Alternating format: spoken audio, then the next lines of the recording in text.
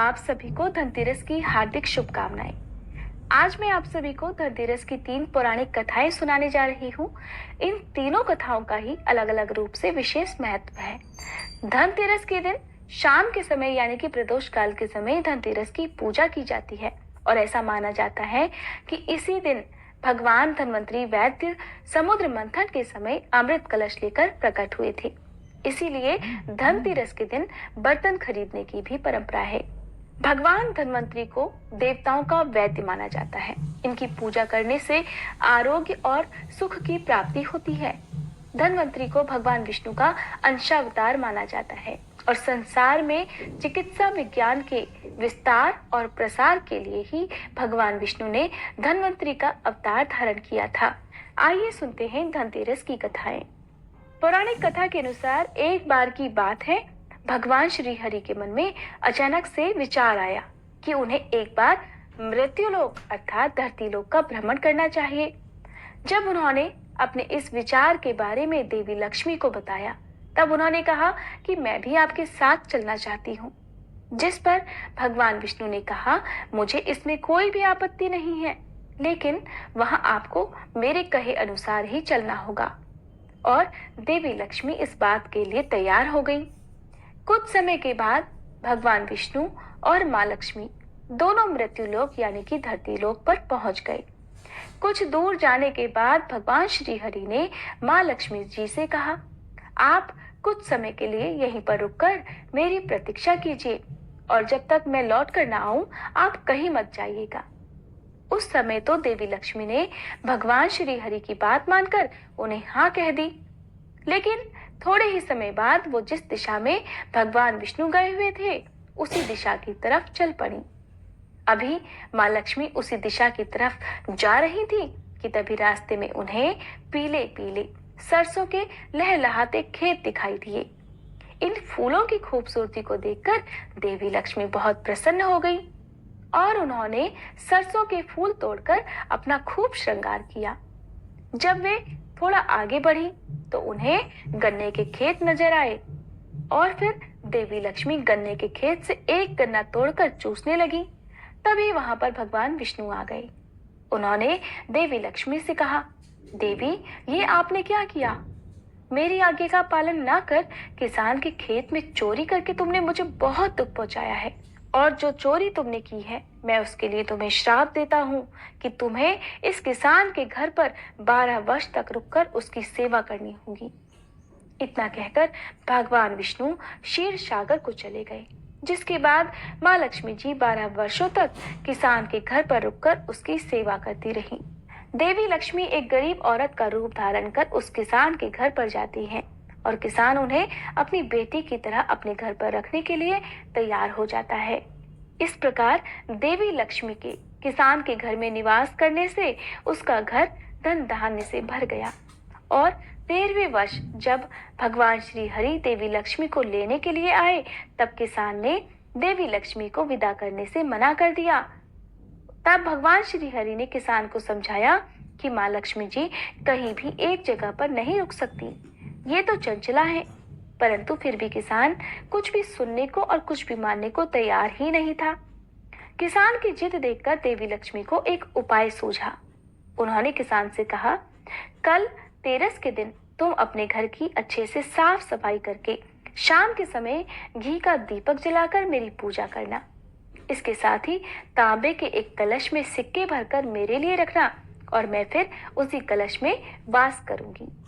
ऐसा करने से मैं तुम्हारे घर में फिर से 1 वर्ष के लिए निवास कर पाऊंगी।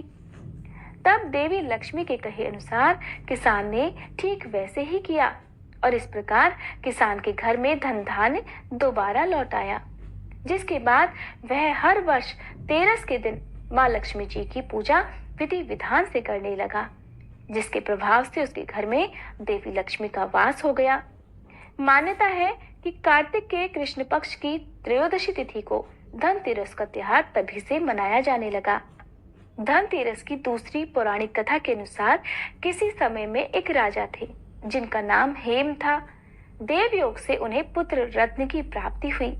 ज्योतिषियों ने जब बालक की कुंडली बनाई तब उन्हें पता चला कि बालक का विवाह जिस दिन होगा उसके ठीक 4 दिन के बाद वह मर जाएगा। राजा इस बात को जानकर बहुत दुखी हुआ और राजकुमार को ऐसी जगह पर भेज दिया जहां पर किसी भी स्त्री की परछाई तक ना पड़ पाए। दैव योग से एक दिन एक राजकुमारी उधर से गुजरी और दोनों ने एक दूसरे को देखा और देखकर एक दूसरे पर मोहित हो गए और उन्होंने गंधर्व विवाह कर लिया। विवाह के पश्चात विधि का विधान सामने आ गया और विवाह के ठीक 4 दिन बाद यमदूत उस राजकुमार के प्राण लेने के लिए पहुंच गए।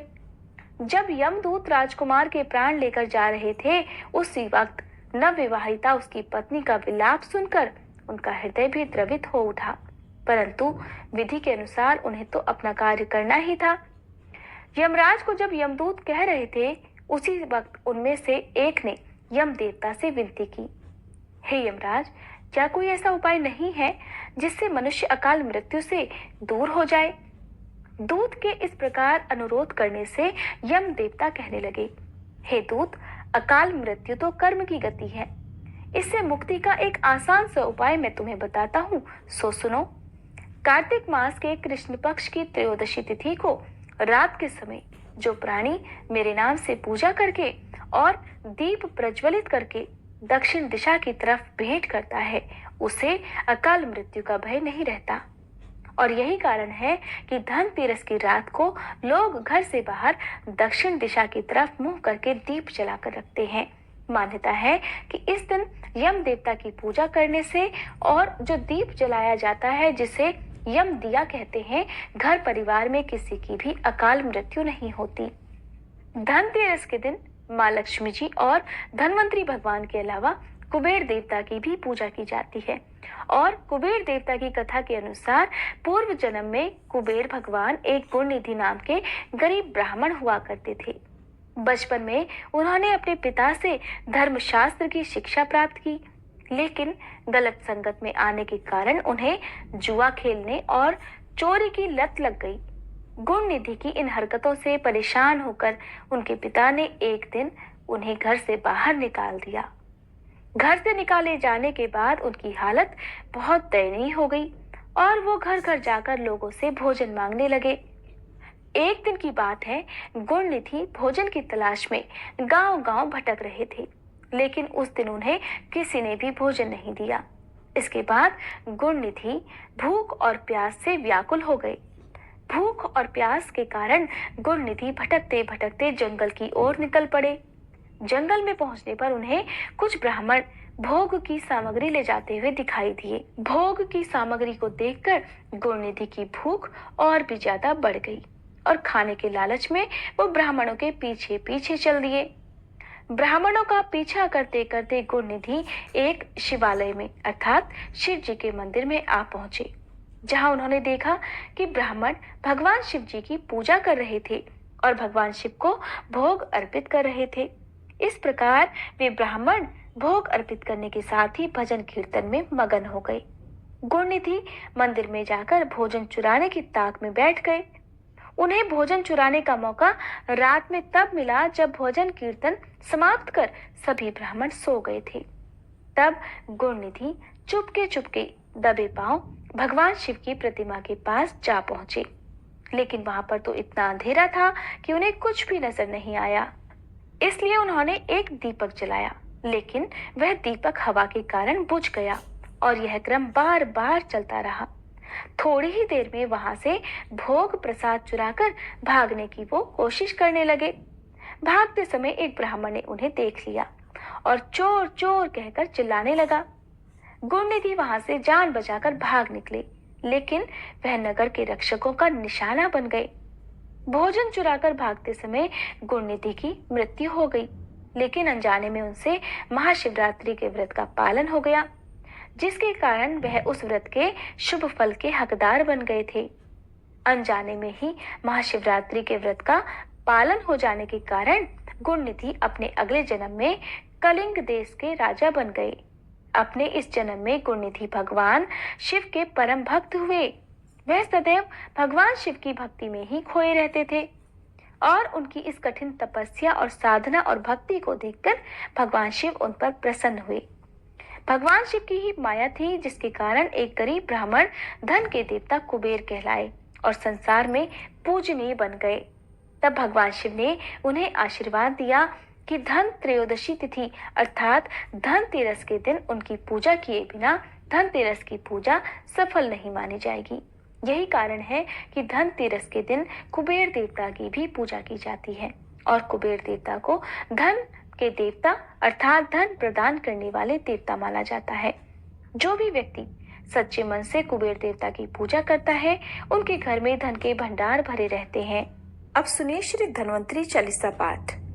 करूं वंदना गुरु चरण रज, हृदय राखी श्री राम, मातृ पितृ चरण नमन करूं, प्रभु कीर्ति करूं बखान। तव कीर्ति आदि अनंत है, विष्णु अवतार भिषक महान, हृदय में आकर विराजिए, जय धन्वंतरी भगवान। बोलिए धन्वंतरी भगवान की जय। जय धन्वंतरी जय रोगारी, सुन लो प्रभु तुम अरज हमारी, तुम्हारी महिमा सब जन गावे, सकल साधु जन हे हर्षावे। शाश्वत है आयुर्वेद विज्ञाना, तुम्हारी कृपा से सब जग जाना, कथा अनोखी सुनी प्रकाशा, वेदों में जो लिखी ऋषि व्यासा। कुपित भयो तब ऋषि दुर्वासा, दीन्हा सब देवन को श्रापा, श्रीहीन भये सब तब ही, दर दर भटके हुए दरिद्र ही। सकल मिलत गए ब्रह्मालोका, ब्रह्म विलोकत भयो अशोका, परम पिता ने युक्ति विचारी, सकल समीप गए त्रिपुरारी। उमापति संग सकल पधारे, रमापति के चरण पखारे, आपकी माया आप ही जाने, सकल बद्ध कर खड़े पयाने। एक उपाय है आप ही बोले, सकल औषध सिंधु में घोले, क्षीर सिंधु में औषध डारी, तनिक हंसे प्रभु लीलाधारी। मंदराचल की मथानी बनाई, दानवों से अगुवाई कराई, देवजनों को पीछे लगाया, तल पृष्ठ को स्वयं हाथ लगाया। मंथन हुआ भयंकर भारी, तब जन में प्रभु लीलाधारी, अंश अवतार तब आप ही लीना, धनवंतरी तेहि नाम ही दीना। सौम्य चतुर्भुज रूप बनाया, स्तवन सब देवों ने गाया, अमृत कलश लिए एक भुजा, आयुर्वेद औषध कर दूजा। जन्म कथा है बड़ी निराली, सिंधु में उपजे कृत जो मथानी, सकल देवन को दी नहीं कांति, अमर वैभव से मिटी अशांति। कल्प वृक्ष के आप है सहोदर, जीव जंतु के आप है सहचर, आपकी कृपा से आरोग्य पावा, सुदृढ़ वपु अरु ज्ञान बढ़ावा। देव भिषक अश्विनी कुमारा, स्तुति करत सब भिषक परिवारा, धर्म अर्थ काम अरु मोक्षा, आरोग्य है सर्वोत्तम शिक्षा। तुम्हारी कृपा से धर्म राजा, बना तपस्वी नर भू राजा, तनय बन धर्म घर आए, अब्ज रूप धनवंतरी कहलाए। सकल ज्ञान कौशिक ऋषि पाए, कौशिक पौत्र सुश्रुत कहलाए। 8 अंग में किया विभाजन, विविध रूप में गावे सज्जन। अथर्व वेद से विग्रह कीन्हा, आयुर्वेद नाम तेहि दीन्हा, काय बाल ग्रह ऊर्ध्वांग चिकित्सा, शल्य जरा दृष्ट बाजीसा। माधव निदान चरक चिकित्सा, कश्यप बाल शल्य सुश्रुता। जय अष्टांग जय चरक संहिता, जय माधव जय सुश्रुत संहिता। आप है सब रोगों के शत्रु, उदर नेत्र मस्तिष्क अर्जत्रु, सकल औषधि में है व्यापी, भिषक मित्र आतुर के साथी। विश्वामित्र ब्रह्म ऋषि ज्ञानी, सकल औषध ज्ञानी बखानी। भरद्वाज ऋषि ने भी गाया, सकल ज्ञान शिष्यों को सुनाया। काय चिकित्सा बनी एक शाखा, जग में फहरी शल्य पताका। कौशिक कुल में जन्मा दासा, भिषक वर नाम वेद प्रकाशा। धन्वंतरी का लिखा चालीसा, नित्य गावे होवे वाजीसा। सा, जो कोई इसको नित्य ध्यावे, बल वैभव संपन्न तन पावे। रोग शोक संताप हरण, अमृत कलश लिए हाथ, जरा व्याधि मद लोभ मोह हरण करो विशकनाथ। इति श्री धन्वंतरी चालीसा। जय धन्वंतरी देवा, स्वामी जय धन्वंतरी जी देवा। जरा रोग से पीड़ित जन जन सुख देवा, स्वामी जय धन्वंतरी देवा। तुम समुद्र से निकले अमृत कलश लिए, देवासुर के संकट आकर दूर किए, स्वामी जय धन्वंतरी देवा। आयुर्वेद बनाया जग में फैलाया, सदा स्वस्थ रहने का साधन बतलाया, स्वामी जय धन्वंतरी देवा। भुजाचार अति सुंदर शंख सुधाधारी, आयुर्वेद वनस्पति से शोभा अति भारी, स्वामी जय धन्वंतरी देवा।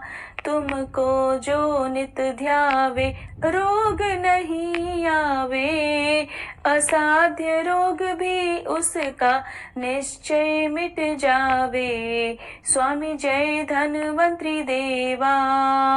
हाथ जोड़कर प्रभु जी दास खड़ा तेरा, वैद्य समाज तुम्हारे चरणों का घेरा, स्वामी जय धन्वंतरी देवा।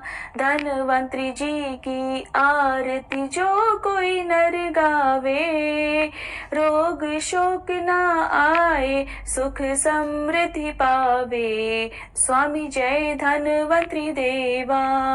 जय धन्वंतरी देवा, स्वामी जय धन्वंतरी जी देवा। जरा रोग से पीड़ित जन जन सुख देवा, स्वामी जय धन्वंतरी देवा। उम्मीद है ये वीडियो आपको पसंद आई होगी।